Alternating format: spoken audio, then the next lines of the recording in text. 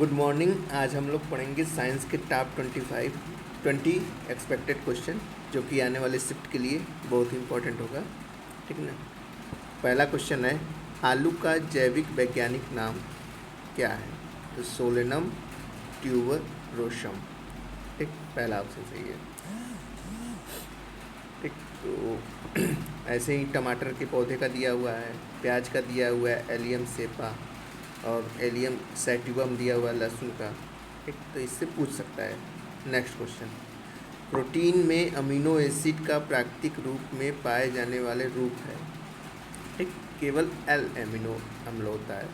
ठीक, L amino अम्ल, D amino अम्ल, इसमें अंतर क्या है? एल एमिनो अम्ल प्रोटीन का उत्पादन करने के लिए कोशिकाओं द्वारा उपयोग किए जाने वाले स्टीरियो आइसोमर्स के रूप में होता है। आइसोमर्स होते हैं जो फार्मूला सेम होता है और स्ट्रक्चर डिफरेंट होता है, तो स्टीरियो आइसोमर एक होता है। डी अमीनो अम्ल प्राकृतिक रूप से पाए जाने वाले स्टीरियो आइसोमर्स हैं।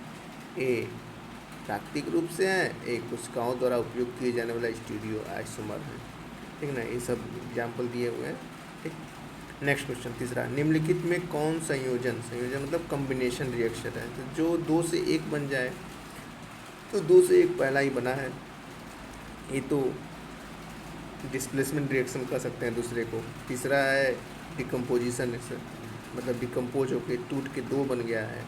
ठीक, चौथा है कि हाँ, ये भी तुम्हारा डिस्प्लेसमेंट रिएक्शन हो गया। ठीक ना, ऑप्शन पहला। नेक्स्ट क्वेश्चन चौथा, निम्नलिखित में से किसे जीवाश्म ईंधन के रूप में नहीं माना जाता है? पेट्रोलियम है, प्राकृतिक गैस है, कोयला है, जलायु लकड़ी। एकदम ऑप्शन ही से पता चल जा रहा है कि जलायु लकड़ी क्या होता है। ये दोनों होगा, प्राकृतिक गैस मतलब क्या कहते हैं, जीवाश्म ईंधन। नेक्स्ट क्वेश्चन पाँचवा, धातु के ऑक्साइड होते हैं। धातु के ऑक्साइड क्षार होते हैं और नॉन मेटल के ऑक्साइड मतलब अधातु के ऑक्साइड अम्लीय होते हैं। ठीक, तो क्षारत्व वाला सही हो जाएगा। नेक्स्ट क्वेश्चन, सबसे अधिक विद्युत धनात्मकता पूछ रहा है। तो हमें पता है कि लेफ़्ट से राइट जाने पर विद्युत ऋणात्मकता बढ़ती है और ऊपर से नीचे आने पर विद्युत ऋणात्मकता घटती है। तो मतलब विद्युत ऋणात्मकता घट रही है यानी विद्युत पॉजिटिव, इलेक्ट्रो पॉजिटिव बढ़ेगा। तो विद्युत धनात्मकता पूछ रहा है तो नीचे आ रहा है, तो फ्लोरीन, क्लोरीन, ब्रोमीन, आयोडीन। ठीक, फरीदा कल बाजार आई ऑटो से, ये ट्रिक है हाइड्रोजन ग्रुप का याद करने का। तो यहाँ पे आई हो जाएगा सबसे नीचे। अब देख लीजिए, ये पीरियोडिक टेबल दिया हुआ है। एस ब्लॉक है, बीच में डी ब्लॉक है, एकदम राइट में पी ब्लॉक है और नीचे ये एफ ब्लॉक है। तो एस ब्लॉक के पहले वाले कॉलम को हम अल्कली मेटल बोलते हैं, दूसरे वाले को बोलते हैं अल्कलाइन अर्थ मेटल बोलते हैं। 17वें को बोलते हैं हैलोजन ग्रुप, 18वें को बोलते हैं नोबल गैस।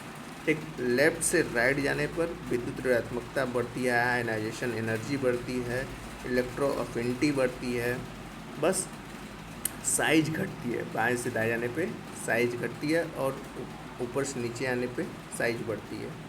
ठीक, नेक्स्ट क्वेश्चन, क्षार धातु, क्षारी पृथ्वी धातु किससे संबंधित है? अभी क्वेश्चन था, एस ब्लॉक से है। नेक्स्ट क्वेश्चन, निम्नलिखित में कौन सा उपकरण विद्युत चुम्बकीय प्रेरण घटना पर आधारित है? तो जनरेटर, वहाँ पे इंड्यूस होता है विद्युत चुम्बकीय प्रेरण। ठीक, नेक्स्ट क्वेश्चन, निम्नलिखित में कौन समीकरण संतुलित रासायनिक अभिक्रिया नहीं है? तो है, यहाँ पे नहीं है का बहुत ध्यान देना होता है। ठीक, तो यहाँ पूछा है नहीं है, तो पहला तो है, दूसरा पहला है क्योंकि कार्बन इधर 1 है, इधर भी 1 है। ठीक, इधर हाइड्रोजन 4 है, इधर भी 4 है, इधर ऑक्सीजन 4 है, इधर भी 4 है। ठीक, तो इस तरह से पहले बैलेंस है। दूसरा देखो, आयरन यहाँ 4 है, इधर भी 4 है, ऑक्सीजन यहाँ 3 6 है, यहाँ 3 6 है, यहाँ कार्बन 1 है, यहाँ पे 3 हो गया, तो ये गलत हो जाएगा। तीसरा, 2 मैग्नीशियम है, 2 मैग्नीशियम है, 2 ऑक्सीजन है, 2 ऑक्सीजन है। ठीक, तो ऑप्शन नंबर दूसरा गलत है। नेक्स्ट क्वेश्चन, निम्नलिखित में कौन सा कार्बोहाइड्रेट सबसे मीठी शर्करा है? तो फ्रक्टोस होता है, सीधी सी याद है सबको। जिब्रेलिन्स का खोज जापानी वैज्ञानिक ने वर्ष 1926 में किया था। कौन सा जापानी वैज्ञानिक था? तो कुरोसावा नाम का एक वैज्ञानिक था। ठीक। वृद्धि हार्मोन का खोज मतलब ऑक्सिन का खोज F.W. वेंट। साइटोकिनिन का खोज C. Miller F. स्कू। ठीक। अक्रिय गैस होते हैं रासायनिक रूप से अक्रिय, भौतिक रूप से नहीं। अक्रिय गैस की बात कर रहा है, यानी नोबल गैस, यानी helium, neon, argon, krypton, xenon, ये सब वाले, ये सब अक्रिय गैस कहते हैं, नोबल गैस। ठीक। नेक्स्ट क्वेश्चन, ग्रेग मेंडल आनुवंशिकता का बुनियादी नियम किस सब्जी पर उनके कार्य पर आधारित है? तो मटर था। मटर का उपयोग करके इन्होंने आनुवंशिकता का नियम दिया था। नेक्स्ट क्वेश्चन, यदि पानी की टंकी की गहराई 10 मीटर है, दिखाया जाना है, तो उसकी वास्तविक गहराई क्या होगी? अब पानी का अपवर्तनांक दिया हो 1.33, तो अपवर्तनांक मतलब आभासी अपन रियल, तो सिंपल सा मतलब रियल अपन आभासी, तो इसके लिए हम न्यूमेरिकल के लिए बोर्ड ले लेते हैं। ठीक ना। Refractive index mu equal to क्या हो जाएगा? जो हमें दिखाई दे रहा है, मतलब आभास हो रहा है, आभासी, वर्चुअल जिसे बोलते हैं, आभासी अपॉन रियल, वास्तविक।